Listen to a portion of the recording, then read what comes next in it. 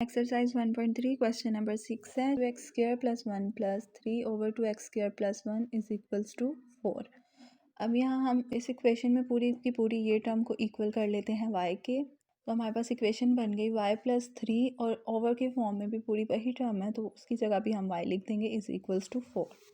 अब हम इन दोनों को एलसीएम लेंगे, तो एलसीएम लेने का तरीका ये होता है कि नीचे वाली जो डिनोमिनेटर में वैल्यूज़ होती हैं उसका हम एलसीएम लेते हैं, तो ये हमारे पास नीचे वैल्यू y आई। अब नेक्स्ट स्टेप ये होता है कि जो नीचे वैल्यू आती है इसको इसके साथ हमने करना होता है डिवाइड, और जो आंसर आता है ऊपर वाली टर्म के साथ हमने मल्टीप्लाई करना होता है, और सेम यहाँ पे भी हमने ऐसे ही करना होता है।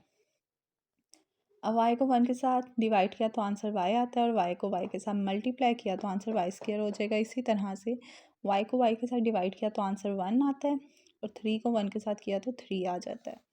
y इधर डिवाइड हो रहा है, इक्वल की इस तरफ आके मल्टीप्लाई हो जाएगा।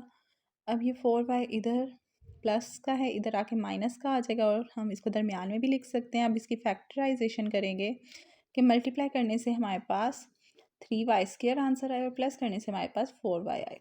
तो सिंपल से इसके फैक्टर्स हैं 3 1s are 3, और 3 और 1 को प्लस करेंगे तो आंसर 4 आएगा। लेकिन साइन माइनस का है तो हमें बड़ी रकम के साथ माइनस लगाना पड़ेगा, लेकिन ये प्लस करने के लिए हमें इसके साथ भी माइनस लगाना पड़ेगा। तो माइनस माइनस प्लस, साइन बड़ी रकम का 4y और माइनस माइनस प्लस 3y², इसका मल्टीप्लाई का आंसर आ जाता है। तो इसके फैक्टर्स -3y और -y बनते हैं।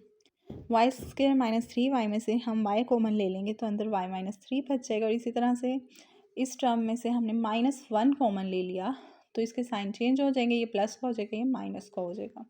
अब y -3 इन दोनों टर्म्स में मौजूद हैं तो इसको हम बाहर कॉमन ले लेंगे, तो इस टर्म में से y बच जाएगा और इस टर्म में से -1 बच जाएगा इज इक्वल्स टू 0। अब ये दोनों टर्म्स आपस में मल्टीप्लाई हो रही हैं, आंसर 0 आ रहा है, तो इसका मतलब है या ये टर्म 0 है या ये टर्म 0 है, दोनों इकट्ठी 0 मल्टीप्लाई होकर आंसर 0 नहीं दे सकती।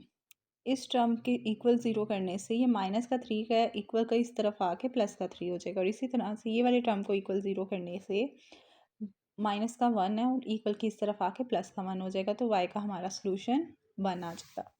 अब हमें पता है कि y की वैल्यू 2x² + 1 है, इसको हम दोनों सॉल्यूशंस में पुट करेंगे तो 2x² + 1 इज इक्वल्स टू 3 और इज इक्वल्स टू 1 आ जाएगा। 1 इधर प्लस हो रहा है, इधर आके माइनस हो जाएगा तो इज इक्वल्स टू 2 हो जाएगा, और ये 2x² के साथ मल्टीप्लाई हो रहा है, इसके साथ आके जब डिवाइड होगा तो 2 से कैंसिल होके आंसर 1 आ जाएगा। अब x का स्क्वायर है, इसका हम अंडर रूट लेंगे, तो जब हम इसका अंडर रूट लेंगे तो स्क्वायर अंडर रूट से कैंसिल हो जाएगा, और जब हम अंडर रूट लेते हैं तो उसका आंसर प्लस माइनस में आ, यानी 1 का अंडर रूट लेंगे तो उसका आंसर +-1 ही आएगा।